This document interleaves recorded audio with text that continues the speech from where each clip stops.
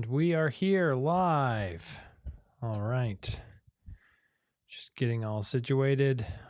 As I mentioned in a post on YouTube, I'm so sorry that my wife cannot join us tonight, a future live stream, because she is right now just keeping an eye on our son who is sick with the flu, which is not fun. So anyways, so I was with my other son earlier tonight and at one of the calmest, most tranquil places on earth, especially this time of year, which is the Costco parking lot. And there's no better time to be in a Costco parking lot than when it's also snowing, as it has been snowing on and off this evening here.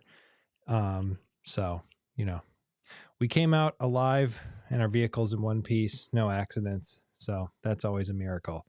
But if you've been to Costco or you're a fan of Costco, you know what I mean. It's a great place, but sometimes the parking lot can be very busy. And so the big story this week there's a couple different stories we have to talk about. There's the Homey Pro Mini, or not Homey Pro Mini, the Homey Mini. Homey Pro Mini from Homey. Man, they just keep coming out with products this time of year. It's pretty surprising how much stuff they have going on. But the other big story that I want to talk a little bit more about, because I've been doing some thinking on it and research, is this issue going on with TP-Link. I'm trying to pull up the Wall Street Journal article right now. But basically the US government is considering a ban on TP-Link and investigating their routers, not necessarily their smart home tech. Oh yes, you're right, Brandon. I do need a Yarbo. Thought about that. We'll see. It would be really nice to have a robot cleaning my driveway, but one of these days. Oh yeah, sorry to hear about.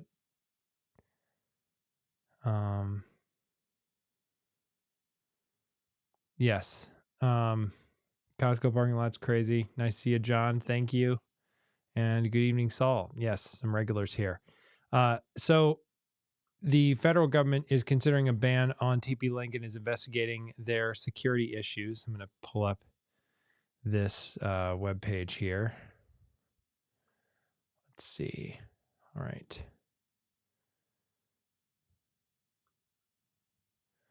Cool. So, for some reason, my live overlay of my camera has gone away.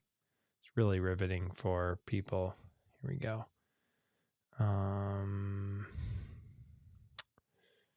Let's see. Cool.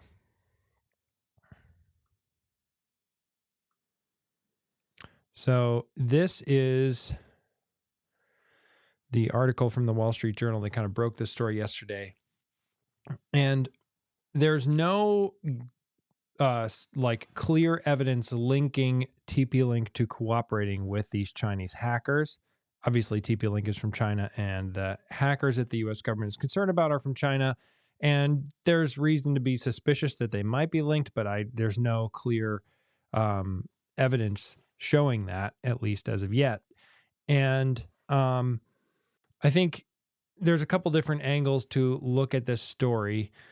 The main one is just that there hasn't been a lot in terms of security standards in the smart home and in just the home tech market in general.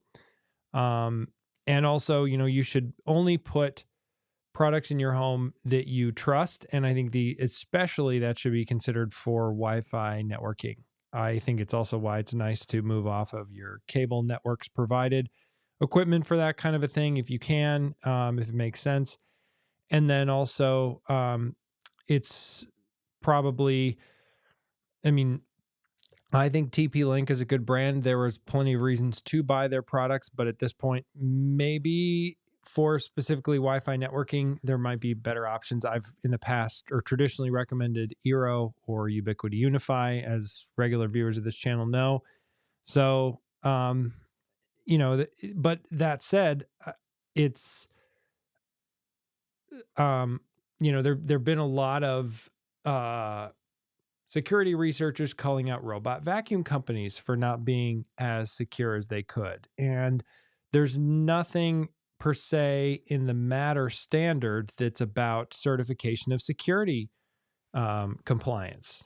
For example, I work for a large retailer in the US, and anybody who sells beyond a certain level of volume online, if you process credit cards or, various other parts of that whole process, if you're selling things online, you have to be PCI compliant. And that involves various amounts of code review and sort of, various analysis of the actual code that you're using to sell products and making sure that that's secure. And there's all kinds of, if you buy and sell products for IT, corporate IT, and enterprise level stuff, there's all kinds of levels of security clearance and checks you have to go through, and various certifications that companies look for, and ways you have to prove that with various documents you disclose about, here's, how where we're storing your data, how we're handling it, et cetera, et cetera. And there hasn't really been anything like that for the smart home. So regardless of where, regardless of anything about any particular company, I think that it's kind of it's a tricky place we're in with the smart home, where there's not a lot out there in terms of standards that I'm aware of, specifically for smart home tech, where there's like a nice label on a box that says this company let a third party look at their code and certify that everything is fine and they've met all these various standards of best practices. And I would love to see that happen in the smart home. But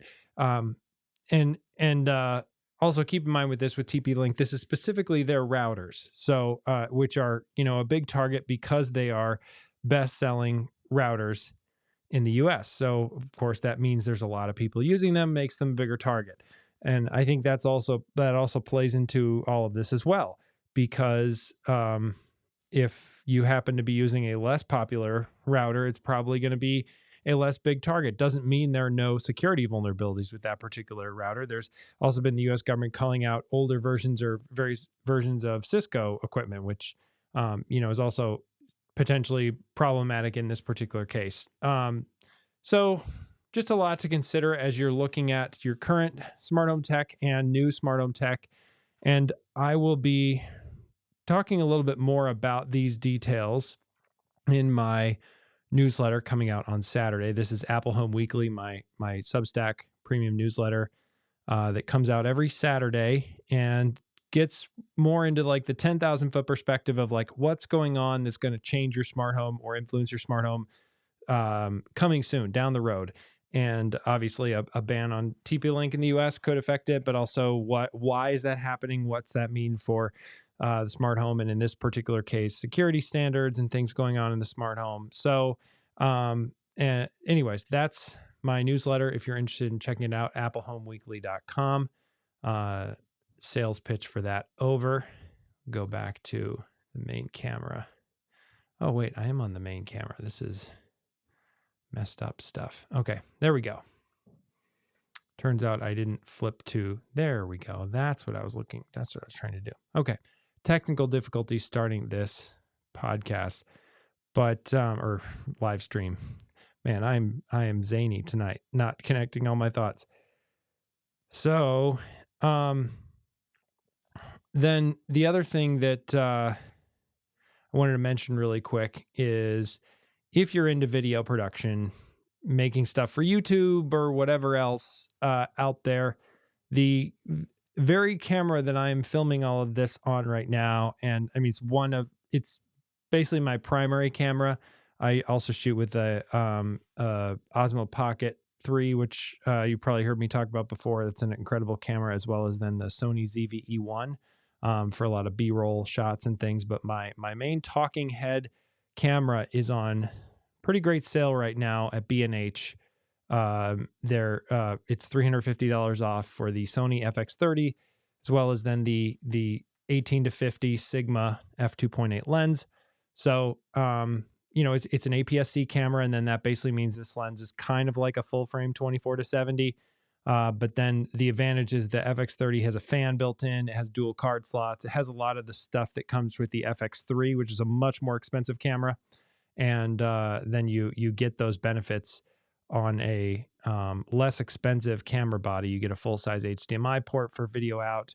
And yeah, I've found it's really nice because then I can just keep recording talking stuff, or I can do things like these live streams or whatever, and it's just the camera does not burn out or bug out. It's been very solid. So would recommend, although of course Sony's always coming out with new cameras. I'm sure it's on sale because they probably have some new camera coming out next year. But yeah, if you're into video and this seems interesting to you, just a heads up that there's still an ongoing deal on B&H for $350 off that combo, as well as then also $200 off just the body if you already have some Sony APS-C lenses or want to get one of these other combos. So with that, I also have a fun video to talk about at the end of this live stream, trying to start this theme of, or habit of sharing a video at the end of these live streams that I found interesting this week on YouTube and I think might be worth tuning into after this stream is over. So just keeping the whole YouTube viewing party going. Yes, Brian saying good things about Sigma Glass. Yeah, I'm really interested in their new, is it their new 24 to 105, 28 to 105 Sigma f2.8. It looks like a really cool full frame zoom from them that came out this year. Been some good reviews on them. Don't tempt me with another. Okay, yes, you've got the Sony A7C and the EV. Yes, the Z1 is an amazing low light camera. I love that thing. I got it earlier this year. I have it with the Sony 20 millimeter f1.8 lens, and that it's nice to be able to get 4K 120 on a full frame sensor. And yeah, it's cool. But yeah, and I thank you, Brian. Yeah, I agree. That's a great price. Brian is a photographer, so he knows what he's talking about with that. Brian also launched this week. Brian, maybe if you could leave a link in the chat, I'll click it and pull it up here. But you have a new Medium blog all about Apple and smart home tech, which is really exciting to have that out there. Yes, and Brandon. So we'll share Brian's link to Brian's blog or Medium website in just a minute. And yeah, Brandon is a fan of Unify as well.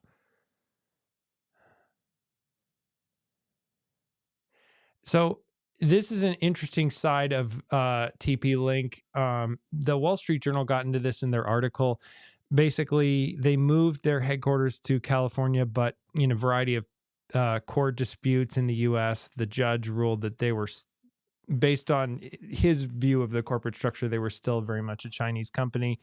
I don't think that's, in my view, in this particular case, I don't think there's a reason to think that that's super pertinent to what's going on. It's just right now from what we know, it's just that their security vulnerabilities in those routers.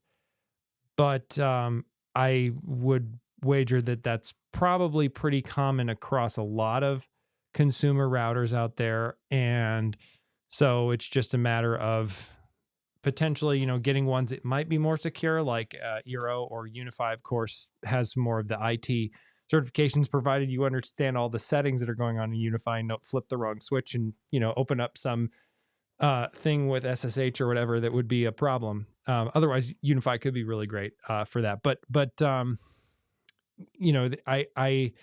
oh yeah, here I got my dual Erics here. Whoops, forgot to take off that overlay.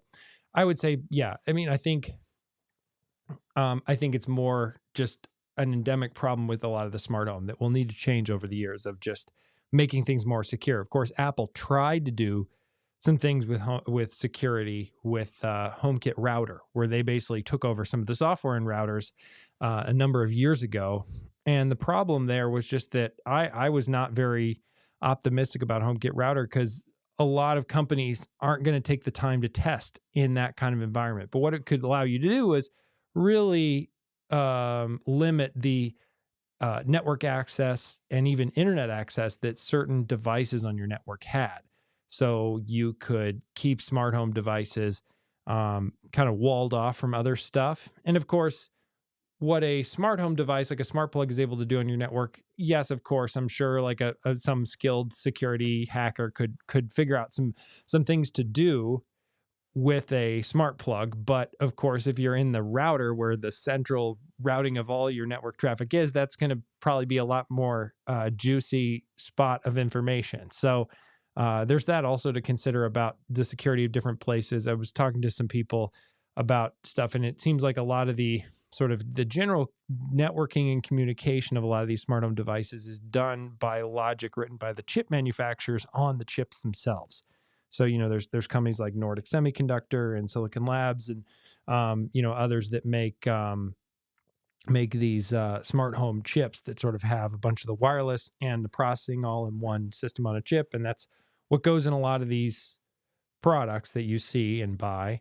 And so a lot of that's pretty standardized. And also, I mean, how much can someone who has, how much can something on a thread network really be a problem if it has to then hop to the main Wi-Fi network? And I'm sure there'll be some people adding in the comments now or in the future of this video just about how this is why they have their smart home walled off from their regular network. So there's all those kinds of things.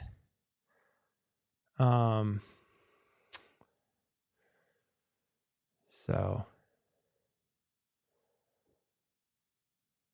yeah, and yeah, I thought that was interesting that the article mentioned that they use the routers. I mean, I don't think back to that. I don't think there's any reason to. I don't know. I don't. It goes to show that I don't. I think maybe the discoveries were surprising, and it's not like as much like, oh, I told you so. It's just kind of like, wow, this is something to be aware of.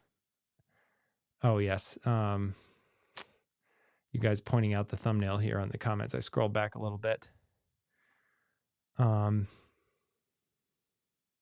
Yeah, and it's a good point, James. Like every bit of technology you have has security problems.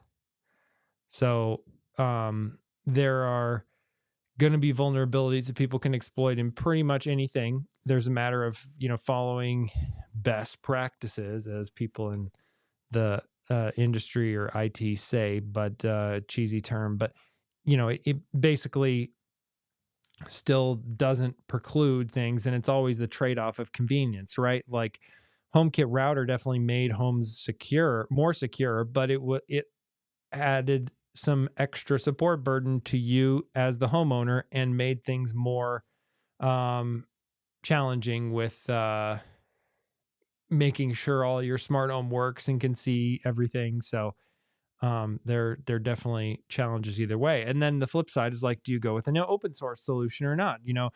In some ways, something that's open source, like let's say Home Assistant, is more secure because more people see the code. But there have been issues in I forget which package it was, but there's an open source package that had like a security vulnerability put into it by someone that was caught before it became a big deal, but could have been really bad.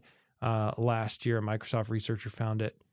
Anyways, let's get to some questions. I have a lot of Matter Wi-Fi devices. We lost power a few hours, and when everything came up, virtually none of these devices will work through Apple Home. Do I have to remove and re-add them? And then Brian, thank you for the note here, Brian. I agree. I would go start restarting your HomePods and home hubs like your Apple TVs, because sometimes those will have issues regaining connection. Particularly, I've found when I haven't like kept track of the IP addresses of all my different like smart plugs or whatever, but I think it's this is potentially a bug that I've seen happen when, you know, when you lose power and then come back on, sometimes the IP addresses of those devices on your network will change, and something about HomeKit doesn't update and see the new address, and then it thinks it's offline because it's looking for it at the old address and not seeing the smart plug. So that's my guess of what's going on, but I'm not guaranteeing that that's exactly what happened. But yeah, yeah. And John has two TP-Link routers. I mean, you know, I think a lot of people recommended them. They were pretty good value, are pretty good, you know, like pretty good what you get for your money. Ones that are actually hubs, but not every Apple device. Yeah, I unfortunately are going to have to go through and try a bunch of your HomePod minis. I think some of it, well, you can still have a primary Apple home hub. I think one of the things that people often forget, myself included, is that a lot of your home hubs work together and sort of extend your network and might be used for communication to some of these devices. Okay. All IoT on a separate VLAN. Yes. Security stuff there and separate from Apple devices. So I'm guessing then that means your HomePods are on the VLAN that's not your smart home products. So that could also, I don't know, but that's interesting. So then, but yeah, I still think you'd probably restart. That would probably be the good thing to try. Yeah, and good choice. Reminder for those who don't know, it's really great to have your primary home hub be an Ethernet Apple TV. And that's a whole other side of things that's interesting that we might get, you know, might have heard the rumors. I talked about this in my newsletter last week that Apple might do a new HomePod Mini as well as Apple TV in 2025. And that they might be doing then that as a first pass at their new Wi-Fi modem. And that could be really interesting. I would be excited for new updates to that hardware. And I hope that Apple's first try at that Wi-Fi modem wouldn't be super unreliable or have issues. So provided that works out okay, I'm excited about this potential new product. I think it'd be nice. I am going to also bet that the HomePod Mini will go up in price, probably. We'll see. So I just think that the HomePod Mini's long been due for a price hike. Unless Apple really wants to be aggressive about getting a HomePod Mini into more homes, I could see them then keeping it at $99. But I think it's going to be like you get a faster processor, but it's $129 now or something like that. Maybe it's a little bigger with a little bit better speaker, although the speaker now is pretty good. So, yeah, we'll see. I mean, there's not really been any details about the hardware other than just that it's going to potentially be a new chip. So yeah, it should be pretty exciting.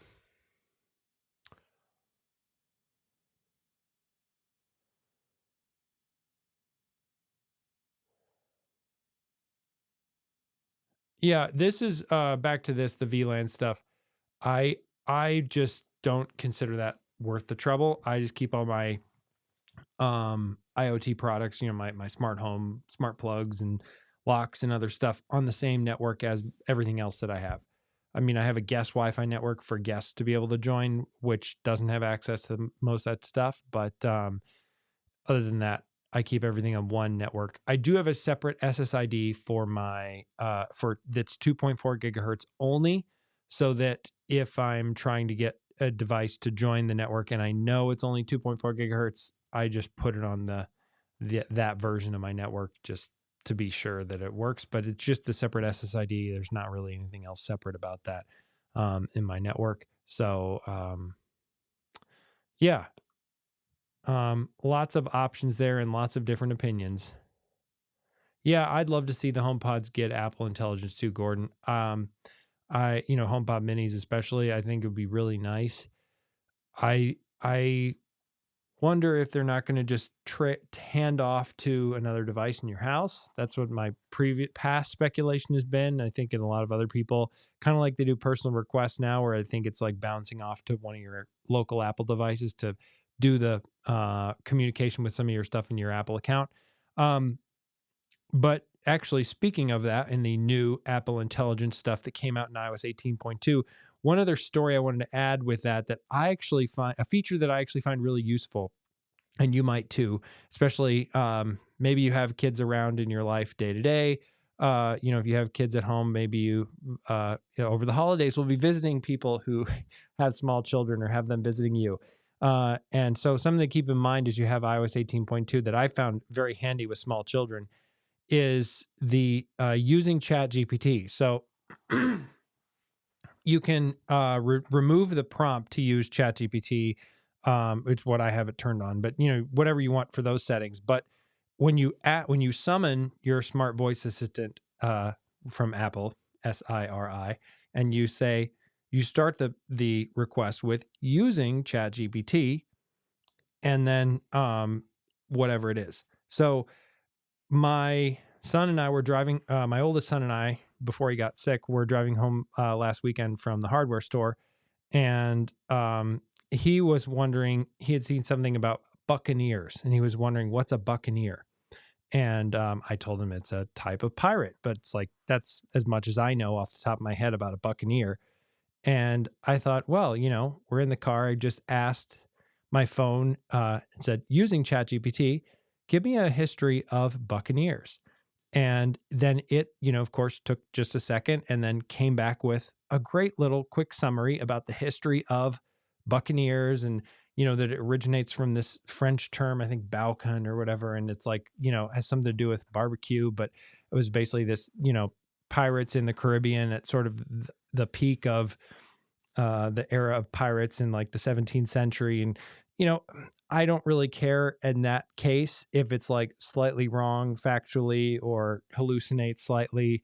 It's just kind of answering those what if or random questions that young children tend to ask a lot about the world as they're just figuring out like, what is this world? And so yeah, it could be a kind of a fun thing to add if you're with children or whatever, if you need that like quick answer to something that you might know a little bit about, but then you can get your phone to fill in a whole lot of knowledge. And just having that now on audio is really convenient. I also had something where I was, I've had actually a couple different things where I've been like doing the dishes or doing chores around the house, and I'm like thinking about something like, hey, I wonder about that.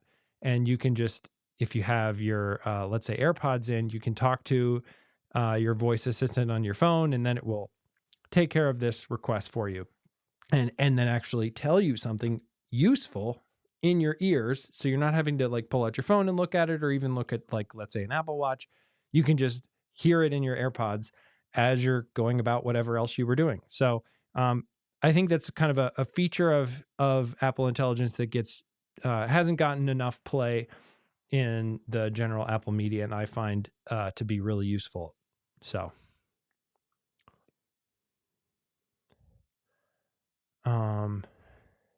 yeah, it is kind of funny, John. It's like that's a whole other thing that I wonder about, is just like with Apple doing a bunch of this new stuff with their assistant on their phones, just like the context window on the phone is going to be so much smaller than a server. And I know Apple's building out private cloud compute, but I just kind of wonder when it's talking about, oh, it can take all your messages and all your emails and other stuff into account and look at your calendar and use app intents to sort of execute different things in different apps, and look at maybe information via app intents or Core Spotlight or stuff.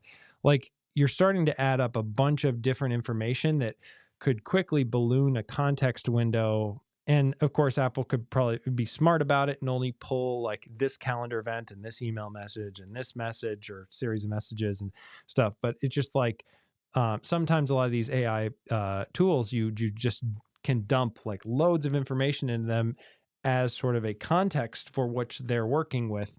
And Apple's certainly been pitching this new version of their voice assistant coming in 2025 that's going to be able to do some of that. And I just wonder if it's going to be running a lot on device with your private information there, like even with 16 gigs of RAM, but certainly with the minimum 8 gigs of RAM for Apple Intelligence, how well is it going to be able to do those kinds of requests? I don't know. I'm not an AI expert, but it's kind of been something in the back of my head. I'm just kind of wondering, like, clearly they have a lot of really smart people to figure this stuff out, but I don't know how it's going to be possible, and maybe it will still be worse than, let's say, some other assistants out there that are running on in the cloud. But this gets all back, we could have had this conversation 4 years ago, and it would have been about how much smarter Amazon's voice assistant is for controlling your home than Apple's, and of course that's still more or less true, but Apple's really closed the gap there, and it's faster and more private, and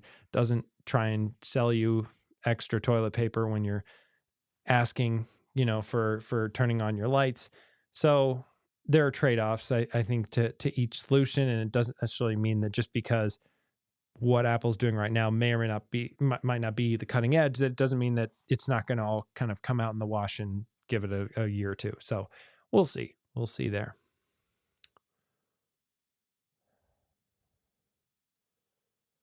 Huh. I've had pretty good success with CarPlay. Anything that runs through the voice assistant on my phone seems to work really well. I mean, within the context of what I'd expect from the voice assistant. But that's also why I think that the integration with ChatGPT can actually be pretty handy too, because then you can get information, because it's way better than, I found some web results. You can ask me again on on your iPhone or whatever it is. Like, that's so annoying and pointless. Portable smart home for travel purposes with portable travel router. Brian, it's an interesting idea. Is it John Voorhees over at Mac Stories? He did a big thing about his travel router. I think it was last year or the year before.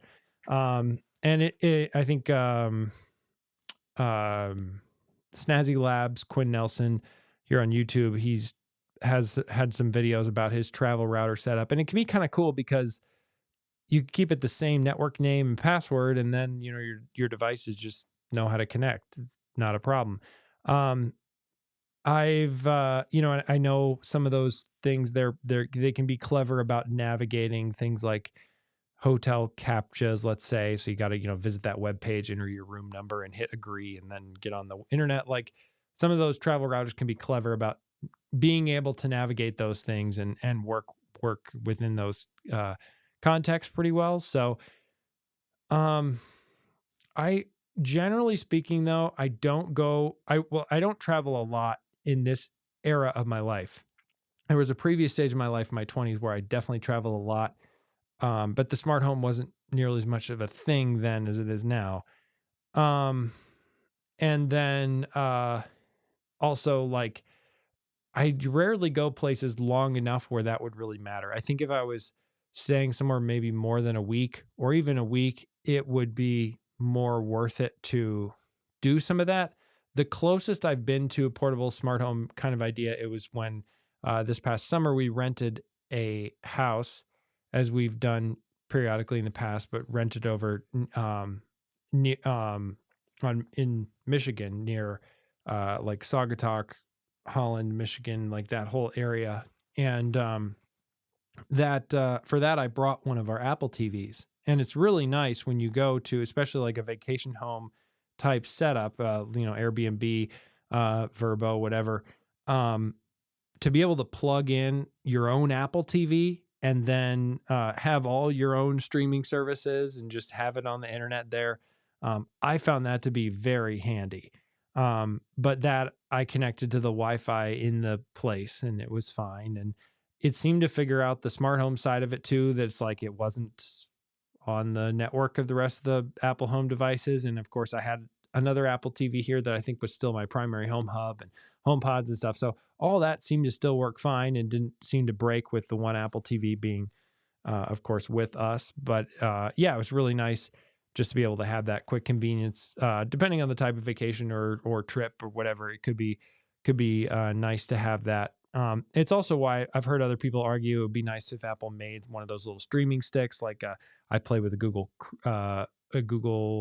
TV, Google, whatever it's called, Chromecast, one of those. And there are of course ones from Amazon as well. I'd love to see one from Apple, but that would make the traveling side of that even easier, of course, because you're not carrying this big box. But I'm not sure. I think Apple's. I don't. There certainly aren't any rumors that Apple's going to do something like that. But yeah, I haven't tried travel routers. If anybody else has in the chat, love to hear about it. I'm sure we have some folks here in the live stream who've done all the travel router stuff. Could also be interesting too with like, having an indoor camera that's recording things in your hotel room, especially when you're not there. Maybe that would be nice to know. I haven't really felt the need to go through all the effort to do that, but yeah, I can see the line of thinking there.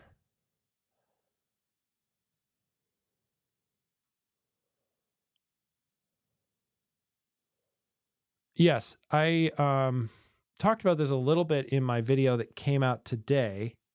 And we had a question earlier about smart locks. I don't want to forget that. I'm going to get back to that because then there was some, from Goofy Gruber. So I'll get to that in just a second. But yeah, I agree, Brian. Like the UI I've been playing with the Echo Show 21 inch, and it's a cool idea. And I love having a bigger smart screen. And I've talked about how I wish Apple would do something like that. I don't think it's clearly not going to be their first smart display product, but I think that's something that kind of could be an Apple television, so to speak, in a place where you could probably see even maybe some people getting away with that as their only TV if they don't really want a big screen TV in their place. But having that ability to voice control a display that's always on and has some smart home controls and is a touch screen, but is, something between 20 and 30 inches, I think it's a real sweet spot for that kind of a display. But it's, the Amazon UI for that is just nothing like using anything Apple. And I hope for Amazon that they're able to improve that over time. But it doesn't seem to be getting any better anytime soon. I mean, I've had relatives who've been using Echo Shows for a while, and I tried some of the earlier ones just out of curiosity years ago. And I mean, the stuff now doesn't seem to be that much better than what it was, let's say, like 5 years ago. And you still have to turn off so many different settings just to not have a bunch of ads or a bunch of other stuff that Amazon wants to show you on the home screen. And make it, now I've made it basically like a smart photo frame with a few quick widgets, and it's great, but like I had to toggle a bunch of settings to get to that. It's not the default out of the box. And, even just their smart home controls just look clunky. And I think look clunky in a way where it's not even like, sometimes you can see like a user interface design and be like, oh, I don't like it, but I can see where they're coming from. Like, it might not be for me, but I can, you can see how someone else would enjoy it and think it looks good. I don't think that's true about a lot of Amazon Echo Show UI. It's just categorically, they had their priorities elsewhere and just felt, well, if it works, it's good enough. And maybe let's make it look kind of nice and clean it up as best as we have time, but they're not really giving a lot of time and thought to the user interface like you probably are used to if you use a lot of Apple products. So yeah, I think it's an area, and it's why I think a lot of people are excited about Apple doing a smart display, is because they're so good in a lot of ways with UI that I think they could step forward with that in a lot of ways. So I'm gonna get okay, cool. So Brandon's also on the Echo Show 21. Yeah, photos and weather are really nice. Weather is something I didn't really mention today in the video, but it's another thing that I've realized is actually really nice to have with the smart display.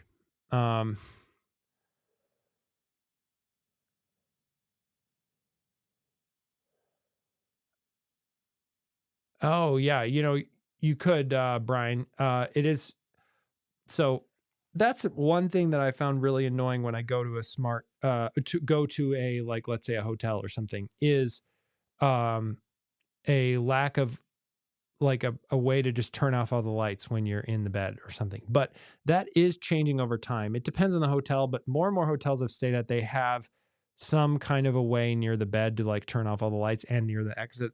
But like having that even be one step more automated, you open the door. But I don't know if I want to like stick a door sensor on the hotel door. I mean, or it could be, a Airbnb door, whatever. Just just a little too much for me. But I'd rather have a vacation for my smart home stuff when I go. But yeah, I mean, I can understand why other people would want that, and I think it's, I don't know. One of these days I want to try one of those travel routers, and maybe I'll get sold on going down this whole rabbit hole more. But I don't travel that much, so I don't have that many chances to really try it. What's your take on the current door lock offerings with Matter over Thread and Apple HomeKey? Looking to add a smart lock to my home and want to know what you like the most. Well, yeah, I mean, 2024 has been like the year of the smart lock. Um, in so many ways. There have just been so many models coming out from so many different people.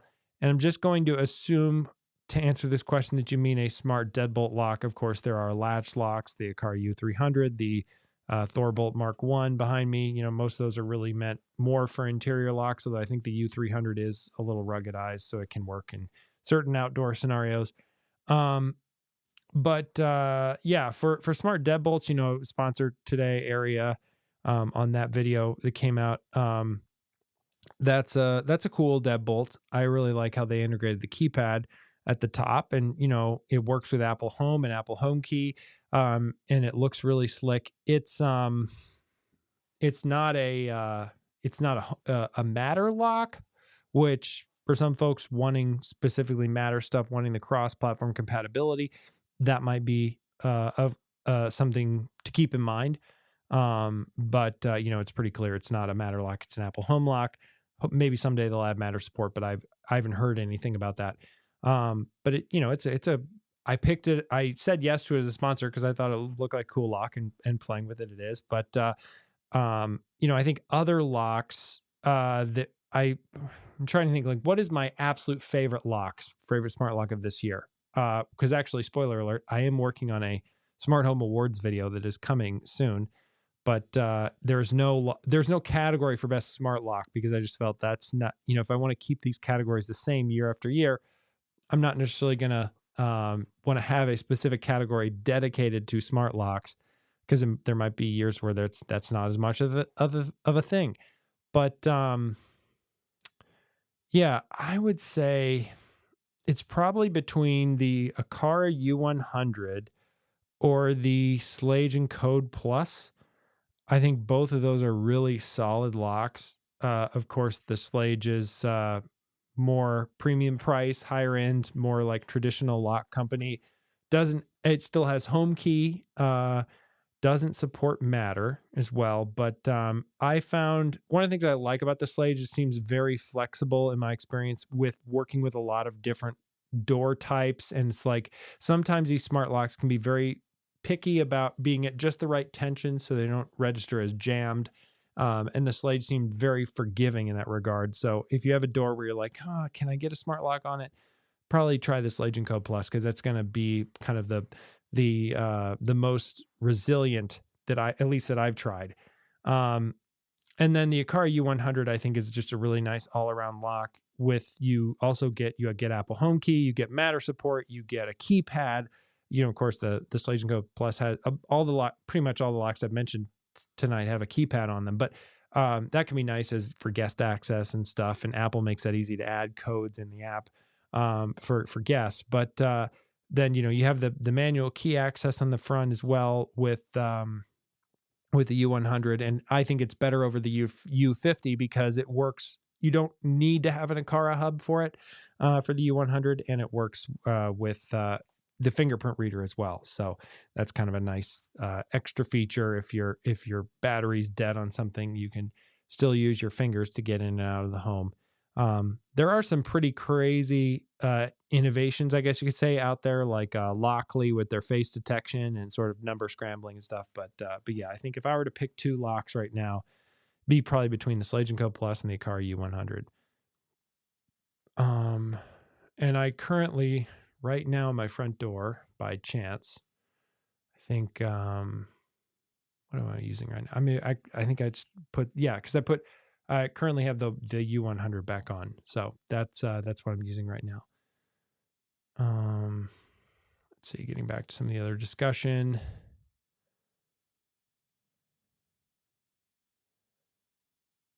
Oh, cool. That'll be fun. So Brandon's been working with Pete, it's over at DIY Smart Home Guy here on YouTube. Um, Funny. Pete is so funny in some of his videos.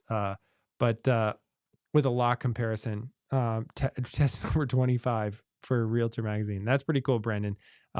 Yeah, because man, my front door is beginning to really feel the pain of just like, because just I've put so many different locks on the door that a door is not meant to have that many smart locks installed and removed and installed and removed. But it's still there. It still works. I still am able to use the smart locks, but it's definitely not built for it. It's actually been nice too, because now I have one of these like little fake front doors that I can use for some things with video, that I got through one of the lock companies I was working with. So that's really cool. But then it's also like I could show a lock that way, but I can't really review it because what you all want to see is me actually using the lock day to day in my life and how does it work and stuff like that.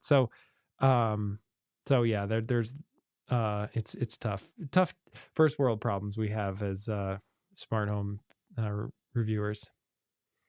Um, Good question, John. So I think the U200 is nice for the flexibility it provides. It's a retrofit lock. It can be a retrofit lock over, an existing deadbolt and stuff. And so that's really cool. Um, the thing I think I don't like about the U200 from a hardware design perspective, and it's nothing against a car. I think they're making multiple categories of locks, and it's just a different category of lock. But what I like to see in a smart lock for my home is a little bit smaller form factor than the U200 is very big. And also just having that keypad be integrated into the lock, I think keeps things simple and you don't have like an extra thing to mount or worry about. So that's what I usually like, is just having the keypad in the same place at the lock and having it be a relatively small form factor, because some of these locks can get pretty big. And but yeah, I mean, the U200 is not a bad lock. I don't have any problems with it. It kind of was awkward timing because because of my thoughts, like what I just said, I wasn't very interested in it when a car was sort of getting ready to launch it, and so I missed the window to like publish a video when it had launched. And then from there, I just what was I going to say? Like, it just never really fit in my schedule. I actually have a U200 like sitting in my cabinet over there. I've played with it a little bit, but it's not, I just haven't gotten around to actually like making a full video on the U200. Okay. Yes, it is just a retrofit. I thought there was something with the U200 where you could use it as a retrofit or also replacing the deadbolt, but I guess it is just specifically retrofit. Yeah. Thank you, Brandon, for the facts there. Yeah. And the other thing, yeah, Lockley is definitely like Schlage and stuff, but much more on the expensive side there. But yeah, that's what I should do, Brian. Just buy a new door. I actually looked into like a little bit of that, but it's getting a new front door and getting it all plumb, as they say, with like the whole frame of your house and putting it in and stuff. It's no small feat to do that properly. So actually, wait, too. This is the first. I'm going to talk about this in an upcoming video a little bit, but I realize there's a whole smart home story I haven't told you guys, and I'll get back to some more questions in just a minute. But so if you might have heard that or seen my video on the Akara T1 smart water shutoff valve. Well, I actually had a reason to use it on Sunday, and I didn't. In this case, it wasn't essential because we had just gotten home at just the right time. But if we had not gotten home in time, it would have really saved us a lot. Um, and so um, the like basically what happened is that our sewer ejection valve in the sewer ejection pump in the basement burnt out and went bad. And the one that was in there was, from best I can tell from the manufacture date, from 1997, and so had to replace that with a new one. Thankfully, I've done some things with plumbing. I just actually replaced our sump pump with a new basement watchdog sump pump the week before, and that's been running fine. And also, I have some family members like my father-in-law who know a bunch about about home construction and stuff. So it was a great, resource of like, yes, this is what we need to do, kind of thing, and not having to ask AI or go searching for all the answers to how to replace your sewer ejection valve. Or I keep saying valve. It makes me sound so dumb. Sewer ejection pump. But so got a new sewer ejection pump, put it in the base. Of course, had to deal with all the backup of flooding, because the one not working means that the water had backed up in the pit, and then started getting into our utility room and even a little bit into my office and other parts of our basement. So there was a lot of cleanup and drying, and thankfully we do not have a toilet in our basement or any kind of bathroom. So there wasn't that kind of waste in our sewer ejection pit, but we have a washing machine down here and a sink, and so had plenty of suds and just sludge basically from the sewer that had gotten all over parts of the basement. So that was a lot of fun to clean up. So that was my. I ended up taking a personal day on Monday from work and just cranking through that.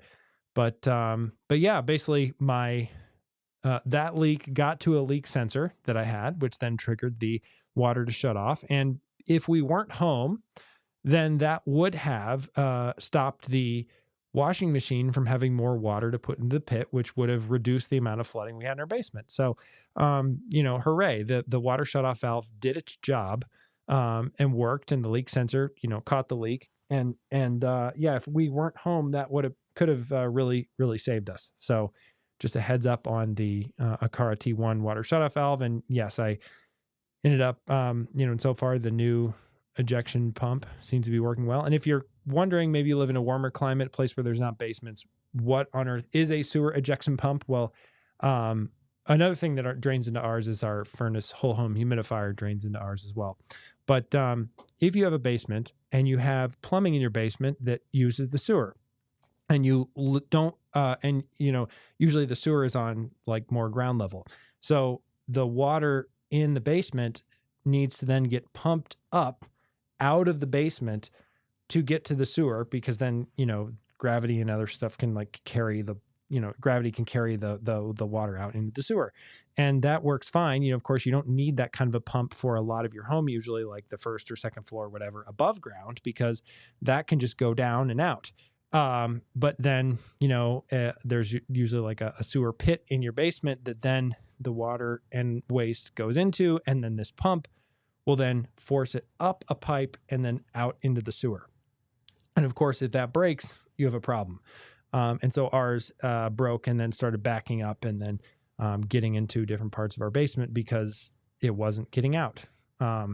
So yeah, fun times of being a homeowner and trying to fix stuff. So maybe you guys, some of you have dealt with backup pumps or ejection pumps yourself, but that's my water leak detector story.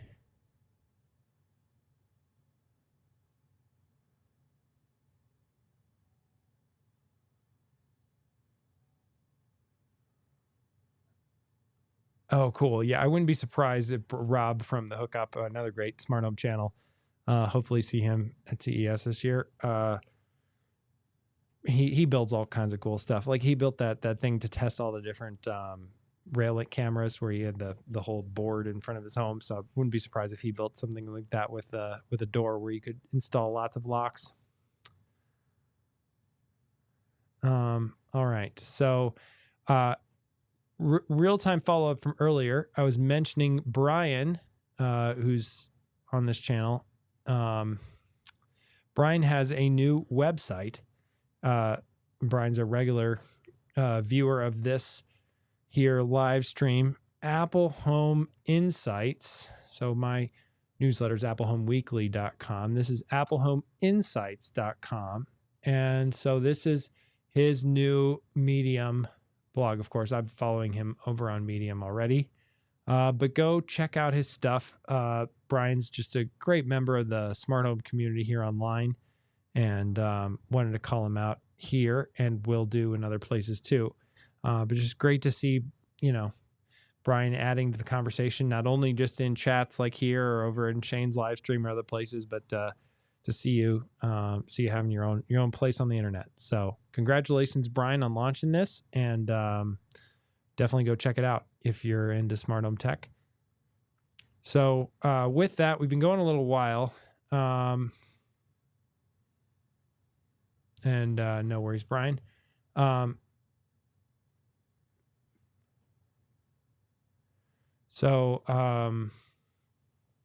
Okay, and you have a quick more on the locks. So James has some of the August locks, 3 of the August locks.